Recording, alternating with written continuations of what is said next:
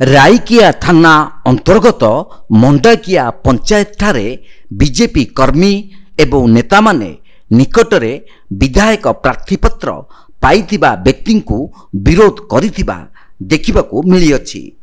प्रार्थी बदलैबाकू दाबी करिसेंती बीजेपी कर्मी। हारुथिबा प्रार्थी को किभली भाबे बारंबार प्रार्थी करा जाउछि बोली प्रश्न उठाइसेंती दलर नेता एवं कर्मी। एबे भी समय अछि, एथिप्रति बीजेपी सभापति तुरंत दृष्टि देई प्रार्थी बदलांतु बोली कहिसेंती। पूर्वरु दलीय टिकेट पाई निज अमानत हराइथिबा बेले एही भली प्रार्थी को 3 दिन मध्यरे जदि टिकेट न बदलाइबे तेबे दलर सभापति सहित सामूहिक कार्यकर्ता इस्तीफा देबे बोली सांबादिक सम्मेलन रे सूचना दैछंती। एही सांबादिक सम्मेलन रे जिला बीजेपी उपसभापति विजय पाड्रा, उदयगिरी नगर सभापति उग्रेशन प्रधान, बसंत प्रधान, जिला एसटी मोर्चा संपादक तापस दलबेहरा, जिला एसटी मोर्चा साधारण संपादक जुलिमा दलबेहरा, जिला महिला उपसभापति एवं बीजेपी कर्मी माने उपस्थित रहितिले। आमे आक्षेगर मध्य देखिछु सीए बीजेडी दल संगे भितर भितर गोटसूत्र तांकर मध्य रही।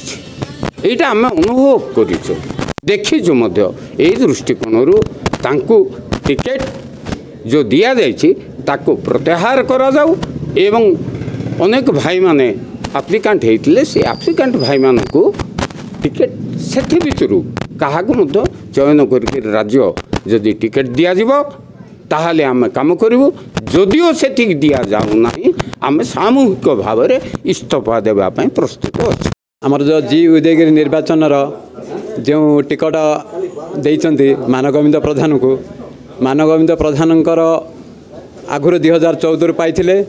तेणुकरी तांकर जो प्रकार दुर्नीति अभियोग अच्छी से अभियोग आधार को लेकिन प्रत्येक निर्वाचन मंडलीर प्रत्येक कोण अनुकूल गाँ गहली रे आमे आभास पाइचु जे तांकर दुर्नीतिग्रस्त कार्यकलाप लोक असंतुष्ट अछंती।